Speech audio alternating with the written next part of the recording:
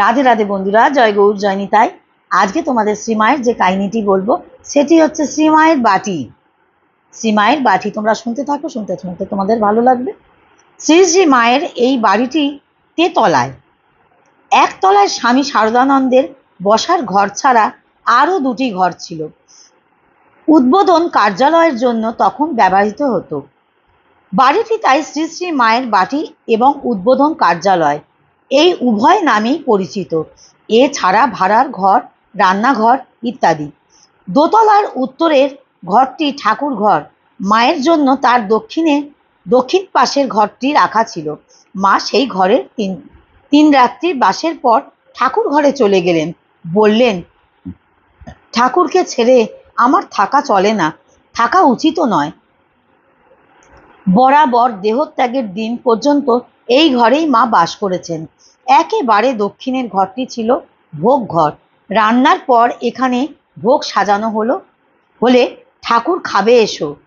রান্নার পর উনি ভোগ ঠাকুরের খাবারটির ভোগটা সাজিয়ে উনি ঠাকুরকে ডাকতেন যে ঠাকুর খাবে এসো, গোপাল খাবে এসো বলে মা ঠাকুরকে ও বৃন্দাবন থেকে আনা তার গোপালকে এ ঘরে ডেকে এনে ভোগ দিতেন।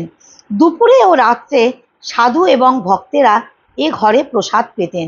মা মেয়েদের নিয়ে বসতেন ঠাকুর ঘরের পাশের ঘরে। রাত্রে স্বামী শারদানন্দ এই ভোগ ঘরে শুতেন। ভোরে উঠে নিচে চলে যেতেন। এই ঘরটিতে বসে মা দীক্ষাও দিয়েছেন। তেতলায় সিঁড়ির দক্ষিণে একখানি মাত্র ঘর।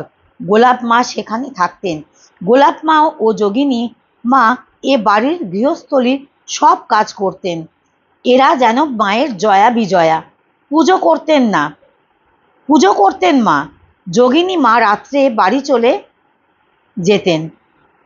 1915 খ্রিস্টাব্দে শ্রী শ্রী মায়ের বাটির ঠিক পূর্ব লাগোয়া একখণ্ড জমির উপরে মায়ের বাড়ির সঙ্গে মিলিয়ে একতলায় ও দোতলায় একখানি করে ঘর নির্মিত হয়।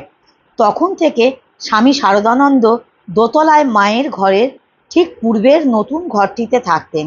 এর নিচের ঘরটি উদ্বোধন অফিসের জন্য ব্যবহৃত হতো।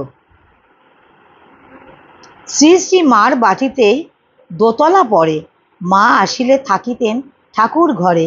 পুজো করিতেন নিজে 11 বছর। স্পর্শে তার মহাতীর্থ হয়েছে এ ঘর। আজ এই পর্যন্ত। তোমরা সঙ্গে থাকো, সাথে থাকো। ততক্ষণ রাধে রাধে, জয় গুরু জয় নিতাই।